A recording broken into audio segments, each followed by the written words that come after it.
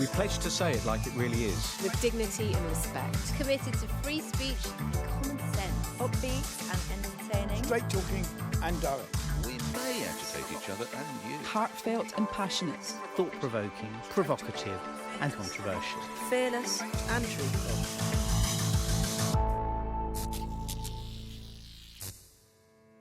Hello and welcome to The Pledge. So Donald Trump has had another busy week.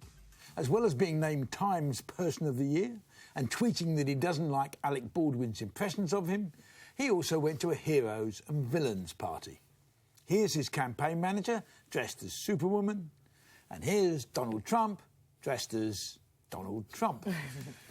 When he was asked who he'd come as, he just said, me. Now there's an ego for you. So, what would you have come as, Nick? Never mind. On the show this week, Afua says we need to stop blaming immigrants. Rachel has had enough of watching women being murdered on television. Michelle says beware the robots. And Nick will explain why he doesn't wear lycra. But first, it's my turn. Christmas may be coming, but it's possible the three wise men, Boris Johnson, David Davis and Liam Fox, could be chasing the wrong star after all. It seems that while they all agree with their leader that Brexit means Brexit, that's about all they can agree on.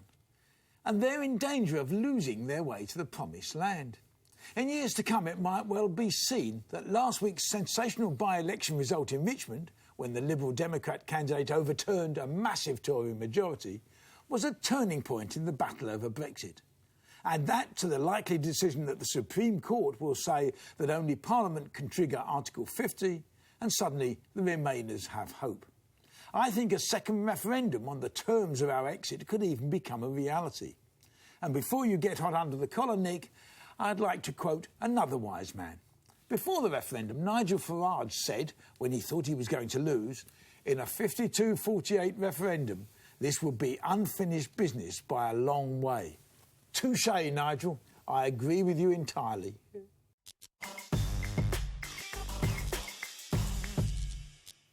Greg, I do like you, but I find it really boring how you're always going on about Brexit and trying to... It feels to me like you want to get it changed. Do you? Well, that's the whole point. Would you like to see the referendum essentially being redone? No, I'd like to see a second referendum on the terms, because when we see the terms, I think you'll find most people won't vote for it. So are you happy, though, that the referendum that we had, it was majority in favour of Brexit? Do you accept that? I think I'll accept that it was a 52-48 so narrow victory. You do accept that it was yeah. in favour of Brexit.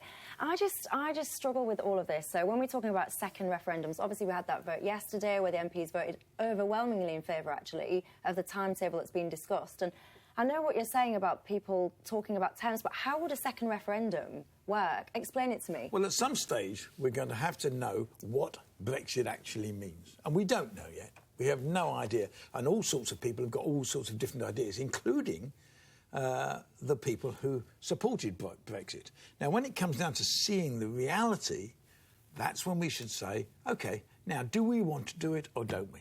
So you would envisage a single-question referendum? Which is what the Liberals stood on in Richmond last week and won overwhelmingly. And I suspect that once we see the terms, which will be probably 18 months away, once we see the terms, people will want to say, OK, we'll make the decision on that, not you. Can I ask you a question, Michelle? You can. Because I thought it was really fascinating to hear David Davis talking about us potentially paying maybe billions for access to the single market. I mean, if that was on the table as a Brexit supporter, would you feel happy that was what you voted for, that we've left the EU, but we still pay a huge amount to get access to the benefits we had as part of the EU? Or do you think that is something that people would want to be consulted on again? I think that there's such a fascination about the single market. There are many markets we can deal with and trade with. It's not just about the single market. I think that lots of people voted about controlled immigration. And I think if the criteria of being in a single market means uncontrolled immigration, I think a huge amount of people, myself included, would be uncomfortable with that. But that's part of the problem, isn't it? I mean, we don't know whether people voted Brexit because of uncontrolled immigration, because it wasn't part of the question. It was just, do you want to leave the European Union? Now, everyone tells us it's because of immigration, but who knows? But if you're saying everyone tells you it's because of immigration, then Well, when I say everyone, I mean Brexiteers. I mean, a small handful of people in Westminster who campaign for it. But that's not the same as asking the voters what they really wanted, what they meant by Brexit. Can I put it quite simply, because I know that Nick's going to come back. Nick and Michelle, OK, why don't you see it like this? We're married. Oh. I want to move It's just house. got worse. It's just I want to Not move for long, house. I don't think. I want to move house. I want to leave my house and I want to buy another house. And you say, yes, darling, let's move house. OK. Would you let me buy the other house without looking at it? I don't really see it as an Yes, analogy. you do. Would you move house without seeing the other house? OK, so what Greg Would I is decide saying that is I want to we leave? want to have a look at the Right. other house before we move into it. It's very simple. Right. I agree. Do I need to leave my house because, I don't know, it's got God. rising damp and my husband's a pain in Never the mind bloody backside? houses. Right. Right, Nick, Greg Dyke. Out last night, were you, at one of your trendy parties? No, you're I not wasn't. mad. Not caught Sky News or listened to the radio, or perhaps you haven't seen the papers, Yes, Greg. I've So maybe I can help you with some of the headlines. The day MPs No, spoke That to is Britain. rubbish headline in that paper. Hooray! MPs say yes to EU No, exit. they said they a really didn't, Nick. They balanced- said yes to MPs the handmade timetable. blank check. Where's the Guardian? There Just are- where's the Guardian?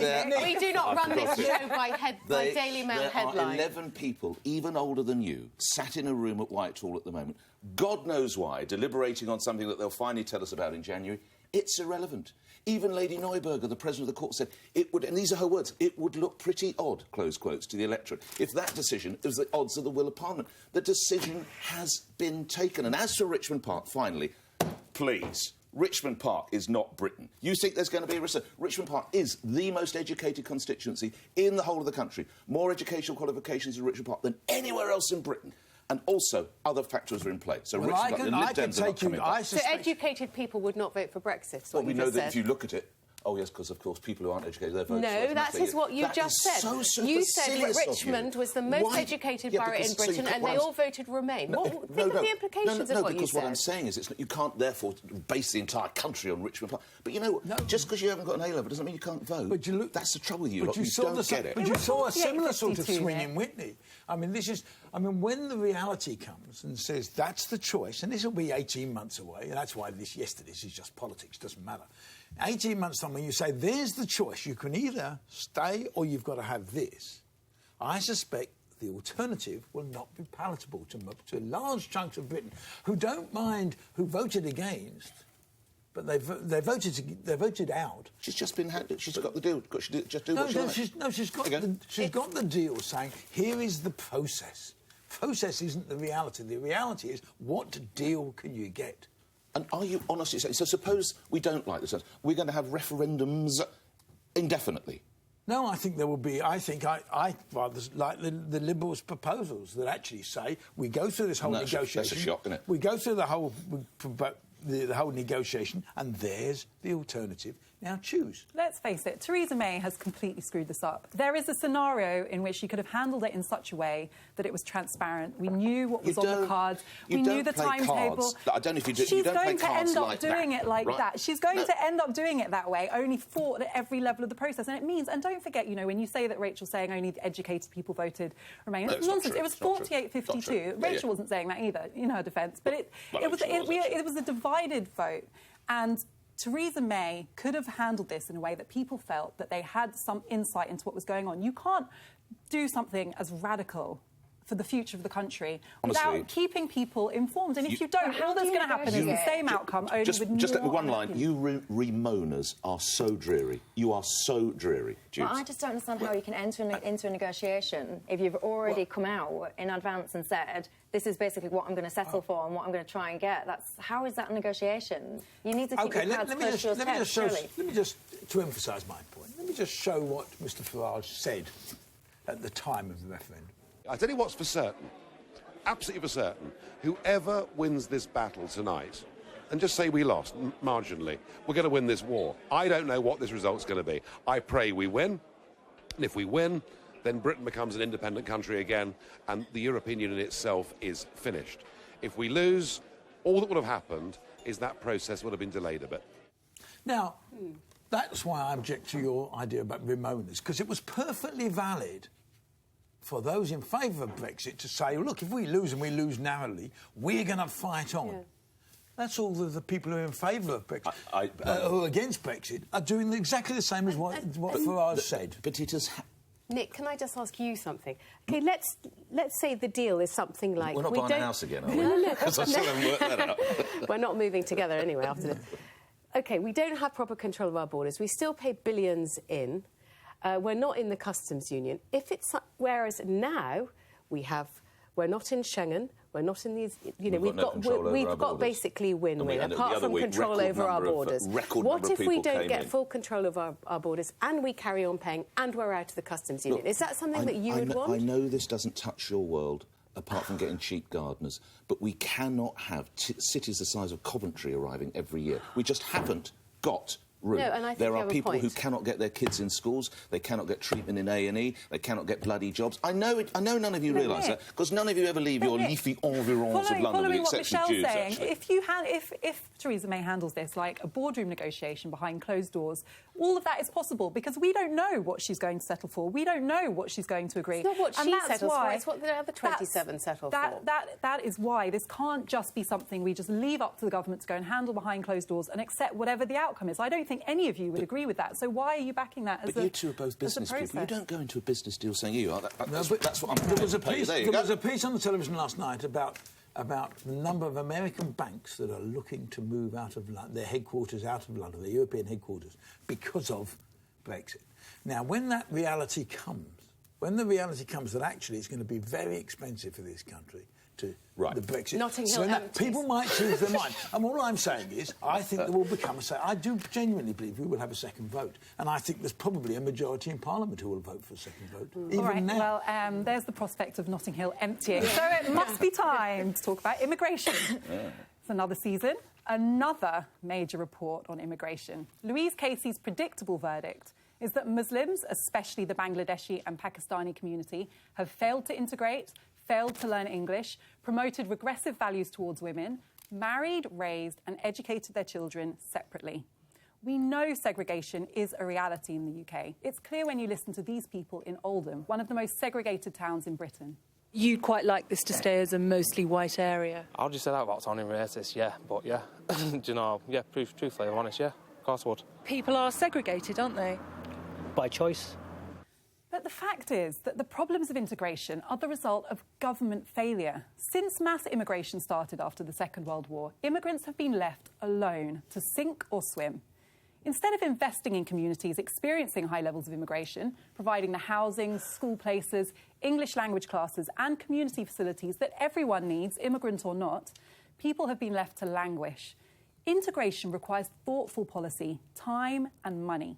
No government's been willing to invest that. And if this one isn't either, then spare me any more reports.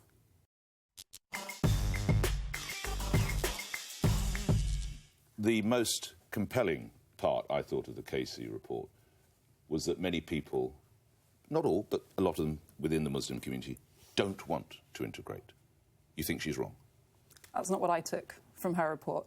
That they deliberately stay, that they don't choose to learn the language, that they stay in their communities, that they don't want to reach out, that they educate their children within their own schools, and they don't want... You don't buy that. Isn't it interesting how two people can read the same report and come out with completely different take? What I took from her report was that fundamentally most of the people who live in this country believe in compassion, believe in British values, but there are structural reasons why people are living separately, not just Muslim people. White people are leaving communities when immigrants come in, so people are self-segregating.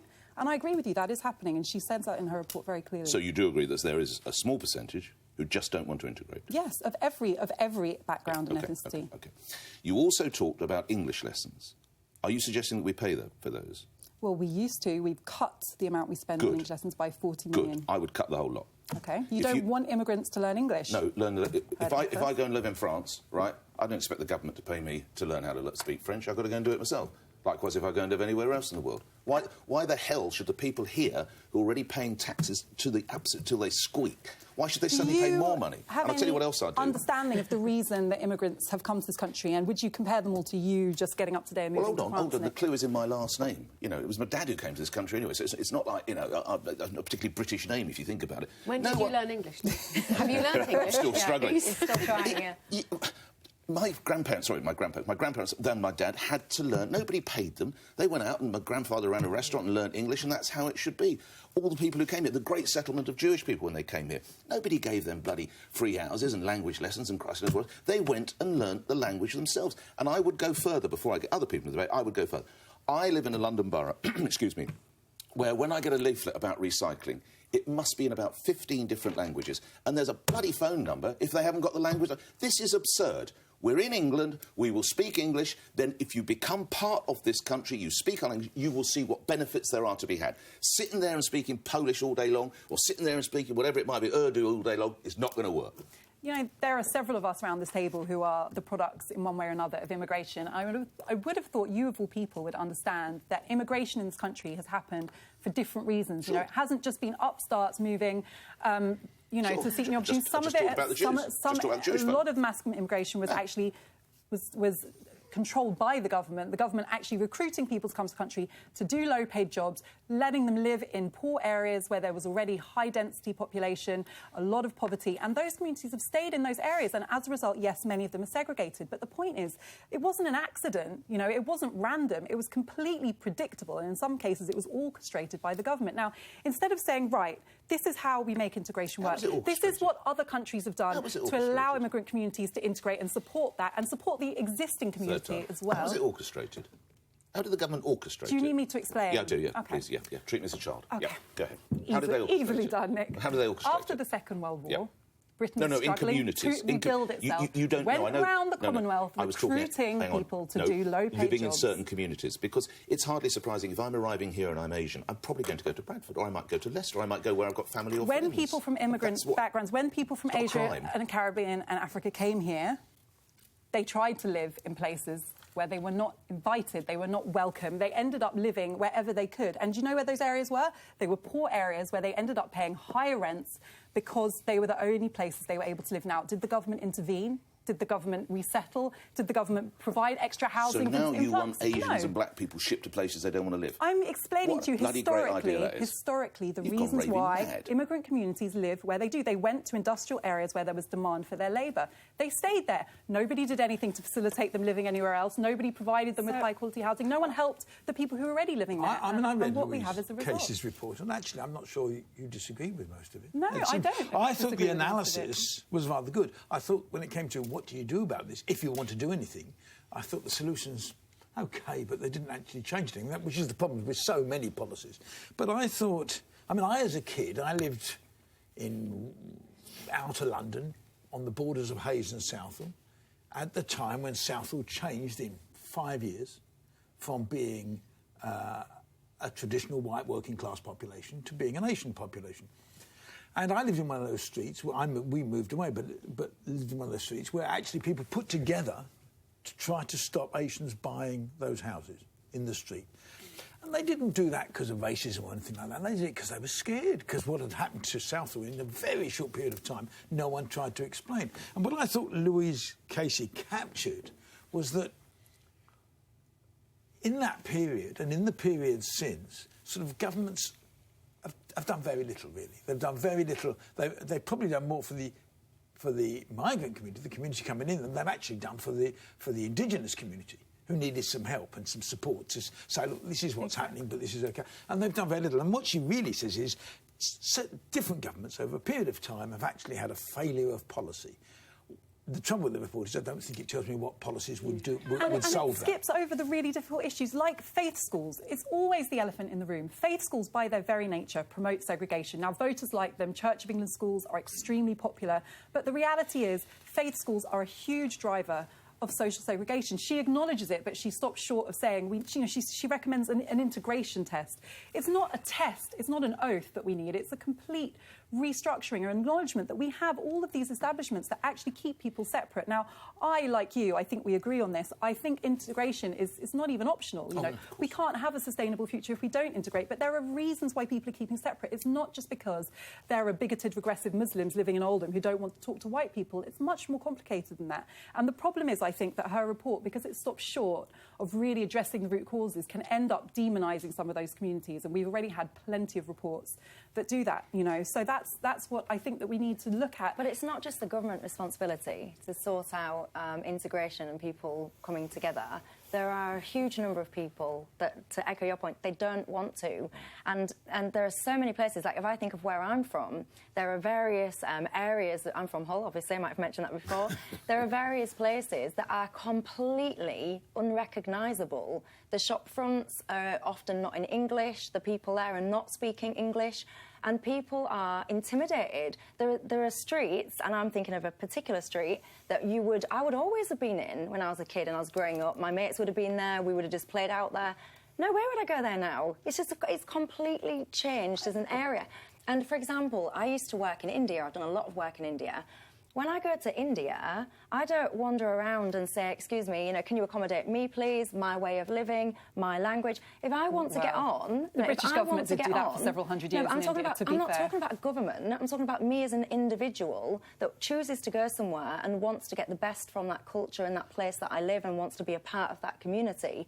So all I'm hearing from you is it's a government fault, it's a government fault, it's a government fault. To me, one of the first things you have to start doing is teaching British values, for example, in all schools.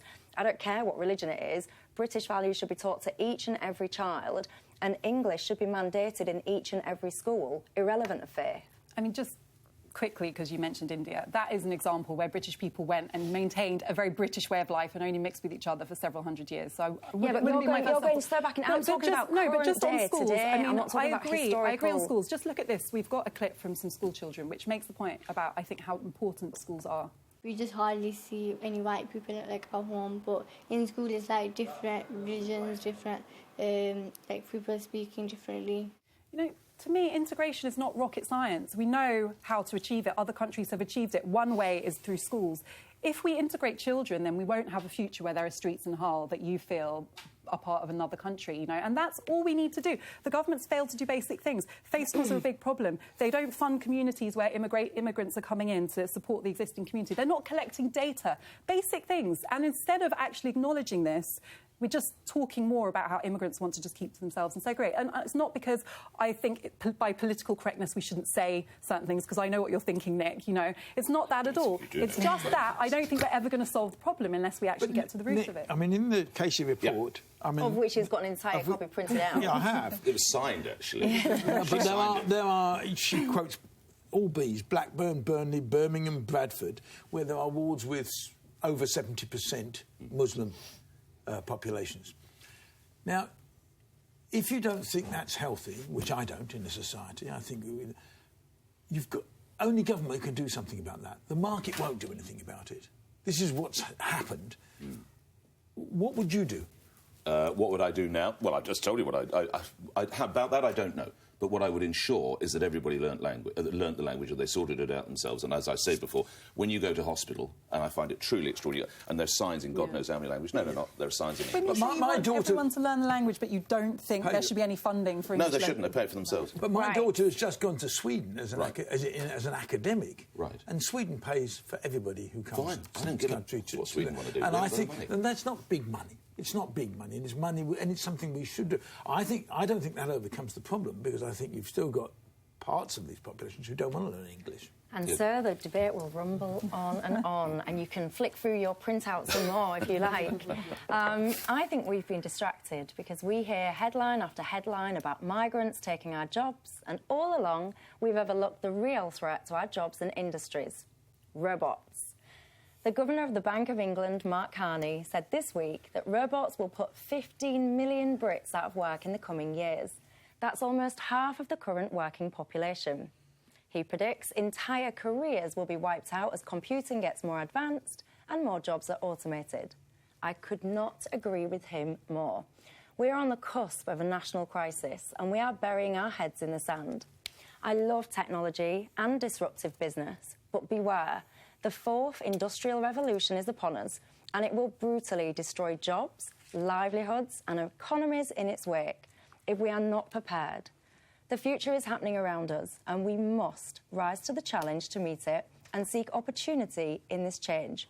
If you ignore it, you will do so at your peril.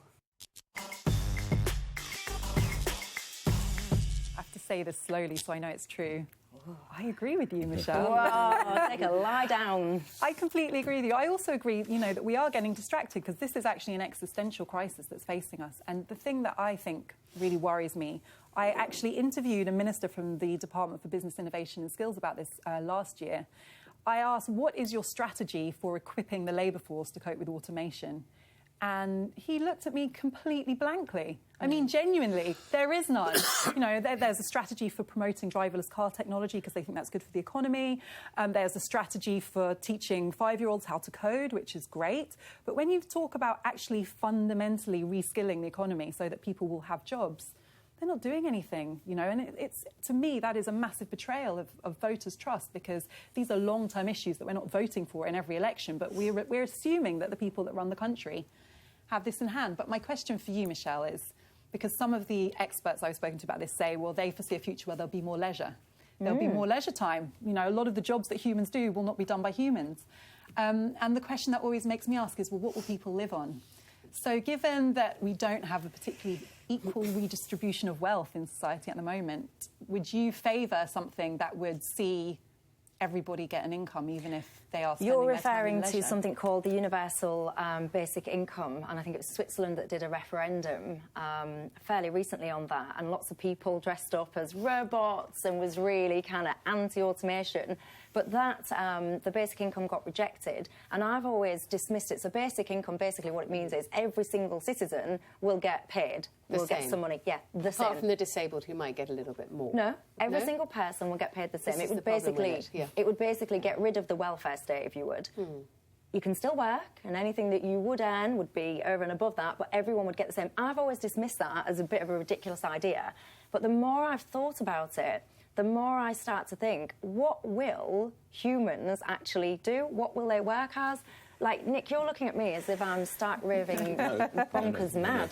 I'm wondering, much as Greg challenged me about the representation in certain wards, what is to be done then? What should the government, in practical terms, explain to the viewers what the government should be doing? 'Cause how are we going to reskill these folk? Well, first of all, I think we need to understand the size of the threat. So if you will indulge me, I have some examples of where robots are coming and where they're actually kind of in practice at the moment. So if I start with Amazon, for example, they're using drones already to deliver parcels. Please don't tell me you think that's a good idea. Well, I do, actually. I do. Great for traffic cars off the reduction. road. We So are we'll that get close cars from off an the road. airplane being brought down by a bloody drone. Yeah, Let but Michelle bear with continue. me, because I've got lots more examples. So ultimately, delivery drivers, what, if we've got drones delivering stuff, will we still need them?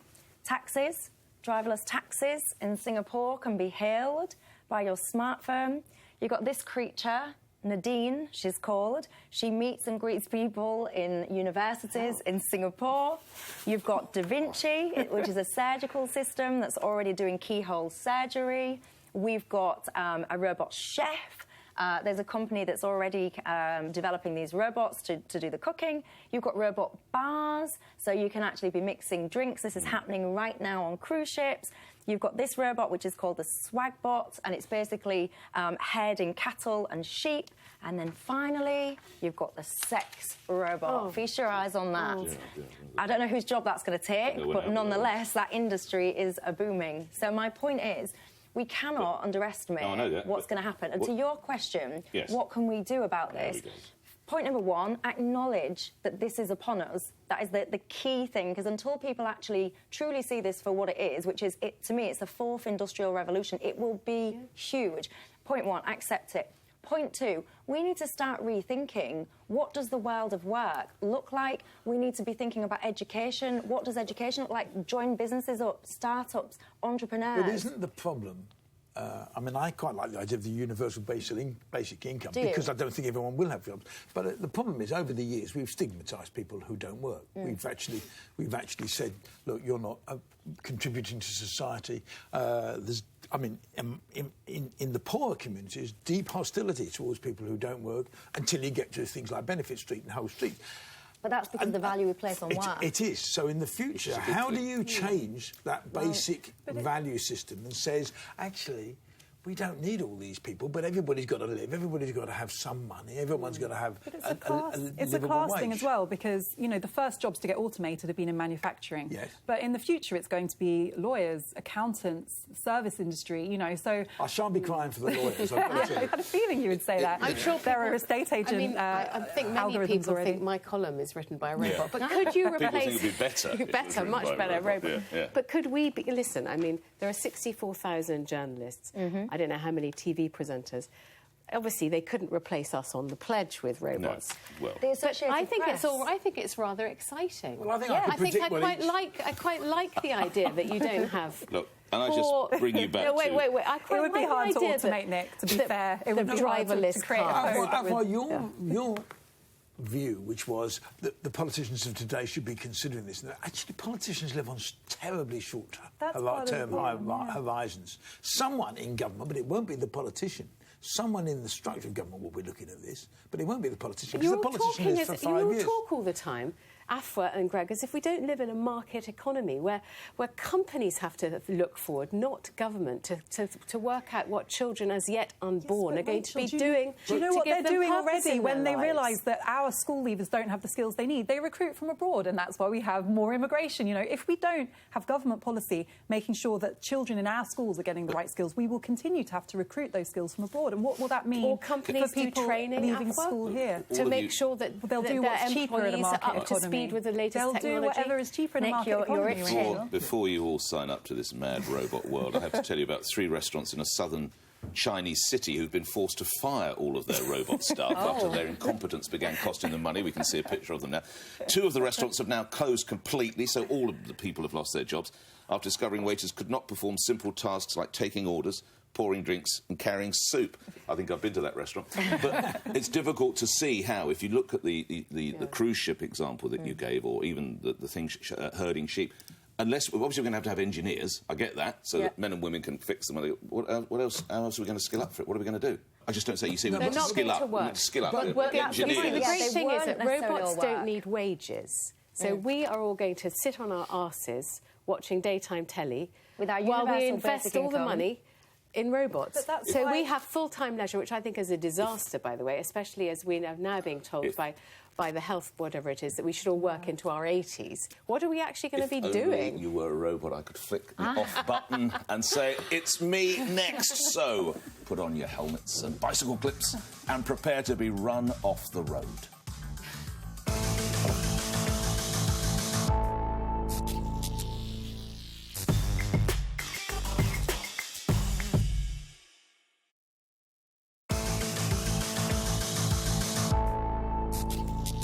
You might want to hold your breath for the following. Air quality in many British cities is now at dangerous levels. Asthma deaths are higher than they've been for a decade, and 2/3 of asthma sufferers say poor air quality can trigger an attack. All this comes as a national obsession with cycling that borders on a sort of religious devotion continues unchecked. You know who you are. A dose of common sense is desperately needed to end this infatuation. Don't the numbnuts who run the planning and road departments get the link? In London, vast tracts of road space have been lost to cycle lanes and superhighways. That means traffic is now crossing the city at the slowest rate since the 1860s, when Greg was a boy, which in turn means buses, taxis and trucks are stuck belching out potentially lethal toxic fumes. It's not restricted to London. In Manchester, they want to create a mini Holland, dear God. And in Edinburgh, they've the most bizarre idea of stop-and-start cycle lanes. Now, of course, cyclists need to be protected from death and serious injury, but measures that can poison or endanger the rest of us are hardly the solution. Will the fanatical cycling lobby ever see this? Well, time now not to hold your breath. I mean, you know something. There was such a massive logical flaw in your argument. I agree. Our main cities are clogged. The main arteries are clogged. But that is not the fault of cyclists. It's the fault of millions of cars on the roads all day. And if there's only one benefit... I mean, I'm glad, I have to say, I don't have to endure the sight of you, a middle-aged man in lycra, screaming at me when I dare to take my car out. You will when we buy our house together, but listen... Cycling, I can't believe it's like talking to a toddler. is cleaner, it's greener, it's safer, Nick. Yeah. There were how many deaths on the roads from cycling were there last year? I think it was 16. In London, I'm sorry, in London. London. There are 55. How many deaths from cars? I have no idea. 700. Right. The car is still the most popular form of transport. Yes, and that is exactly the problem. If we all get in our cars, yes, we are going to die of smog. And I've got a diesel, and I should probably get rid of it. Okay. But we should all be cycling, even you, Nick. Even you. Don't be so Come on, stupid. it makes perfect by the way, sense. I do occasionally. I'm all in favour of the cycle superhighways. Well, of course you are, because your brother invented them. No, I'm not. Your brother succeeded where the Luftwaffe failed. He's actually brought London to a standstill. I like the bloke, but he's absolutely bonkers. I put this to him last night, and he said, you tell Nick Ferrari, you love this, don't you? Love the attention. God, yeah. That since the East-West... Please don't tell me he still thinks it's a good idea. Since the East-West cycle school superhighway has been built on the embankment, there is faster throughput, he says. Well, he's just... No, because there are joggers, cyclists... The cars may be dawdling in traffic, but they can turn their engines off. Just have a look round here. Have a look at the cameras, have a look at all the monitors, have a look at all the clothes, have a look at all the chairs, have a look at this, have a look at this, have a look... How do you think it all got there? Do you think it all came on a bicycle? Those are deliveries. They can be done at night. Oh, don't be so ridiculous. They'll be being done by drones. Well, they will if you follow tubes over there. Well, I'm a car driver and I am a cyclist. And earlier this year, I cycled to Amsterdam.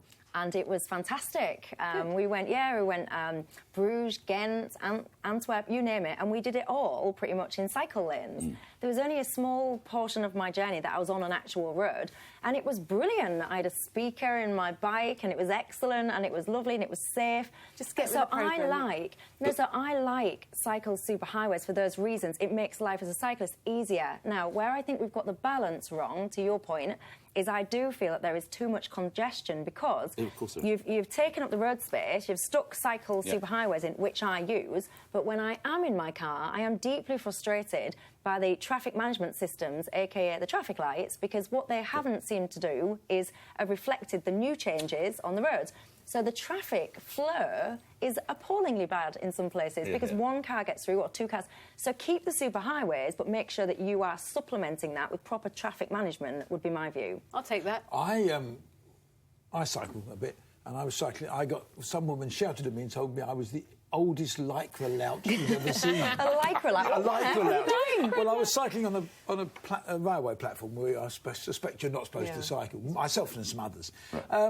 You can get us both for that. Some of your argument, Nick, is if you take all the cycle lanes off, you get more cars and it's still blocked up and it's still have all that. No.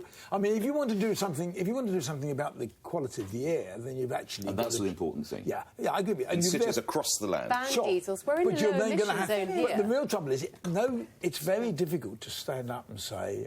I spend a lot of time in York, a city where it will benefit massively if they had no cars at all. But actually, it's very hard for a politician to stand up and say that. And the last one who did lost his seat, And this is the real truth is, the more interesting thing now, I think, is that my kids' generation don't drive. Cars aren't relevant to them, really. They have a car, borrow it occasionally, but actually they know, and you can no longer park in London at anything like a price they can afford.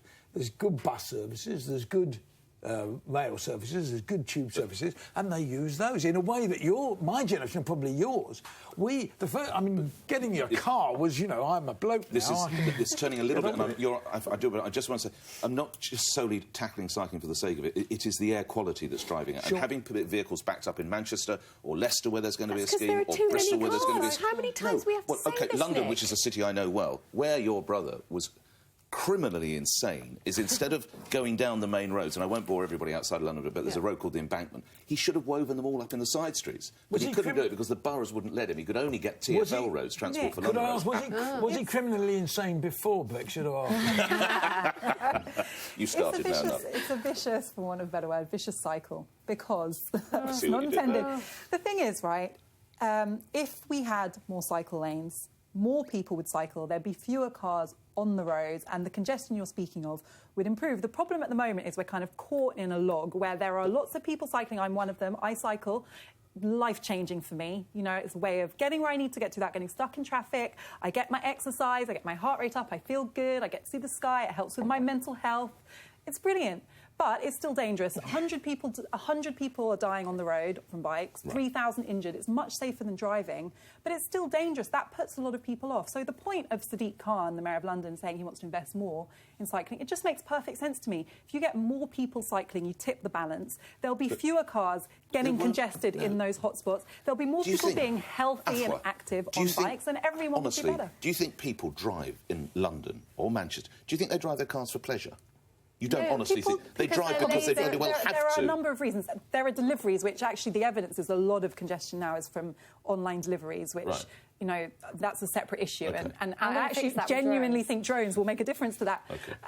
But a lot of people... Before I started cycling, when I was working and I needed to get from A to B in central London, there wasn't an obvious tube route, I would get a cab. I would get a cab, that's another car on the road, it'd be very frustrating, be sitting there in traffic. Private cars. Now I would just hop on my bike. You think people watching this show now, I tell you, what should we do today? Let's go for a drive through Birmingham city centre or London. You're raving mad. Why do 30 to 40% of people in the Netherlands cycle every day? I don't care. It's like him banging on about Sweden. Why, when you're losing an argument, you always point to another country? By the way, in America... Sorry, go on. They have the same things to do as we do. They have to get to work. They have to pick up their kids. They need to get around. Why do they not need They've got canals. They can all cycle up and down the towpath. We haven't got canals in London. They're building cycle lanes for the same. When I lived in Washington... Here we go again. Here we go again. This is unbelievable. No, but actually it occurs to me. Incredible. I could not walk from A to B because they do not have sidewalks in our neighbourhood, so you had to drive. So, in fact, the transport, the road infrastructure completely determines the transport choices you make. So when I was in DC, I had to drive my kids from A to B, even though I could quite have easily walked. But nobody did. If we have cycle lanes, Afua's right, more people will cycle. It will become normalised, as it has in Amsterdam. I've said it before and I'll say it again, and you will agree with me, I'm sure, at some point on this. If you had drones doing those deliveries... You and drone. Can I say you're droning on? We're going to drop Nick onto the pledge from his LBC studio soon by drone. Now, I can't believe I'm saying this, that Nick's solution to the problem of air pollution is to stop cycling and allow cars a free ride of the highway. On your bike. And he tried to say it with a straight face as well. It's a good job you're not in charge of policy, isn't it? Really? Not quite what I said. Now, panel, if this was a prime-time drama, one of us women wouldn't last until after the break, when I'll be explaining why I think it's all getting a bit too predictable.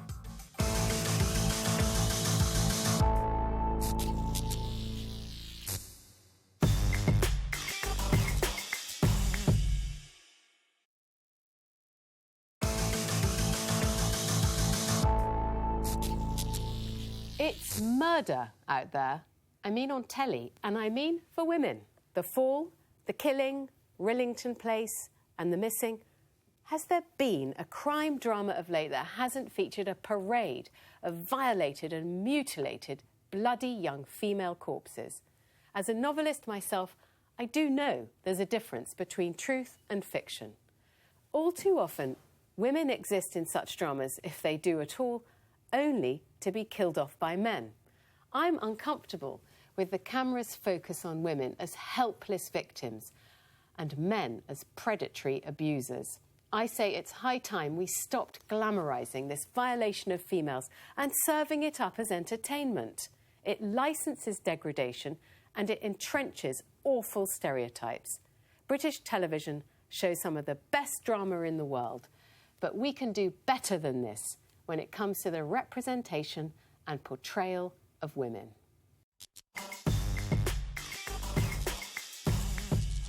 What happens in television is that somebody produces something brilliant and everybody copies it for a few years and then you move on to the next thing.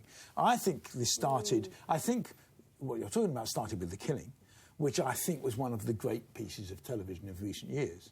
I mean, it was, you know, it wasn't in English, it was 20 hours. It was only one killing in the first episode, one killing. Of a young girl. Of a young girl. But it was brilliant, a brilliant piece of television. And I think everybody looked at it and said, hang on, someone commissioned 20 hours of that at quite a cheap price, and it was massively successful internationally. And I think that's, therefore, all sorts of writers suddenly started writing the same sort of stuff. And I do think I haven't seen some of the others you're quoting, but I go back to Prime Suspect era and the rest of it, where you saw the same thing happen. Prime Suspect suddenly emerged. It was this brilliant crime series. Lots of people did other crime series, then they drift away. They've come back again now, but I don't think this is about a sort of sexist view. I think you might be being a bit too sensitive. Oh, I'm a sensitive flower, am I? You are. I think it's a bit dismissive to say this is just zeitgeist TV. Because what we're seeing so often is almost a sort of shorthand when we come to these violent crime dramas. A little girl, you see her on screen, she's going to be abducted in a sort of Liam Neeson-style Taken sequence. If you see a man in a plaid shirt and a Volvo, he's a good guy. If you see a single young woman, as we are going to see in this clip from The Fall, you know that if she's a single young woman out to enjoy herself, showing some sort of independence and autonomy, she's probably going to get killed by a man. Remember, it's an addiction. He takes his fantasies and he turns them into reality. That makes him feel superior to the rest of us, mere mortals. And as such, in his own mind, he feels he has the right to decide who lives and who dies. So that was from The Fall. It was actually quite hard to see, but you saw the Jamie Dornan serial killer stalking from outside this woman's house, and she ends up a corpse, obviously, as so many women do on telly.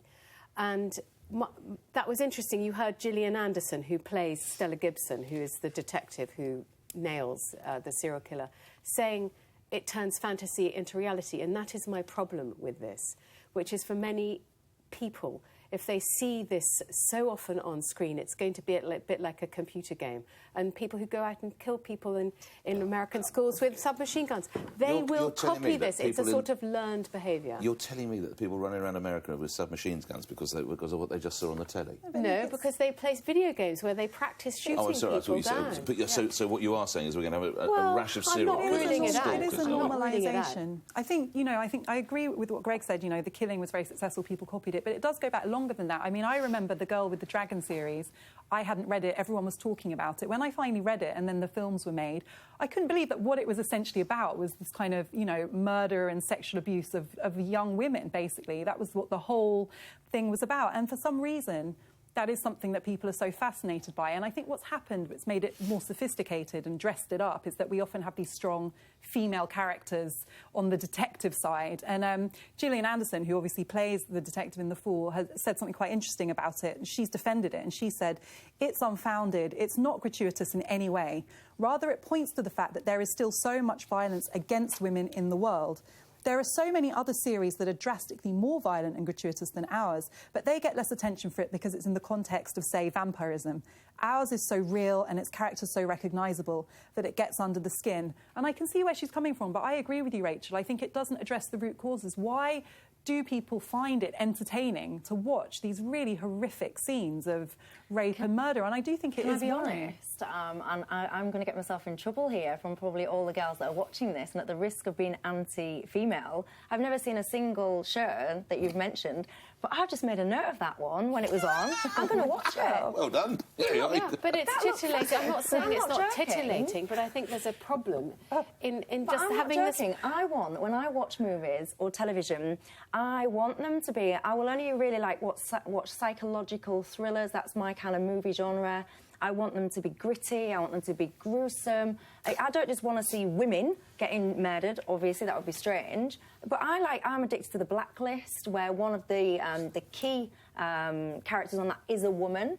And it's like, for me, it's just entertainment. It's fiction. If I was watching whatever that was, The Fall or whatever it was, and then I was reading in the news about some random guy that was a serial killer having been inspired by that programme, I might feel slightly differently, but I don't feel that there's a link between, I don't watch that on television and want to become a serial killer. I'll tell you what the link is, Michelle. The link is that the vast proportion of violent crimes are by men, and the vast proportion of victims of sexual crime are women.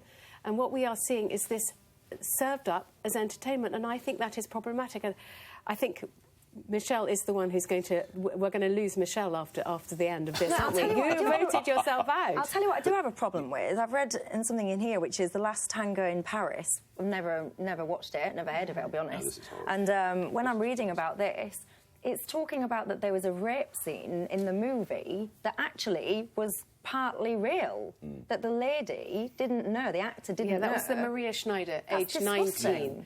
This was not in the script. Whereby... Sure, but that's nothing to do with this, is it? No, it is, I think. It is a bit... Because it's part of an industry that is... It is a fact that the film and television industry is, at the senior level, male-dominated. It's male-dominated, and not all of the men, and that was an example... That's not true of the television industry. It is true of the film industry. It's not true of the television industry. The people who are funding and commissioning these big-budget dramas are more male, and the people who are directing them are male. I don't think that's true. I mean, the other interesting thing about your discussion, you put 10 Millington Place. Well, 10 Millington Place happened. It's factual. That is factual. Yes, that happened. Agreed. Why would you... But yes, but people who watch it don't necessarily know it happened, so it's still crime drama. Do you know what struck me? That clearly all I ever watch on television now, because all the shows you've been through, all I seem to watch is The Pledge and the Royal British Legion on a Saturday night, so around Poppy Day. That's the only... all I watch. And Songs of Praise. Yes, only if the songs are good. But what occurred to me is and you will hopefully know this, or one of you will, there was a heck of a row about a TV show called Poldark, where he forces himself... I watched it, and he didn't. He didn't? I'm giving Ross Poldark a clean bill of health. Okay. But I'm afraid that was cooked up by the BBC in order to increase ratings against Queen Victoria, so that's slightly different. By the way, you said the film industry is very sexist. Well, I've been hearing that there is going to be the next sexual abuse scandal is going to be in Hollywood, and how the Hollywood moguls are using the casting couch as a way of exacting sexual favours from females before they're cast, which is the same sort of thing that happened to Maria Schneider in Last Tango. She was in a movie. She felt she had to do what the big guys wanted, the big dogs wanted her to do. She did it. She was unutterably traumatised, ironically, in a film about middle-aged male trauma. I have to put a stop to us all droning on, because that's it from us this week. Tell us who won their debate and who got it all wrong by following us on Twitter and Facebook. Now, Nick's off on his bike home, and Michelle's ordering a drink from the robotic barman. See you next time.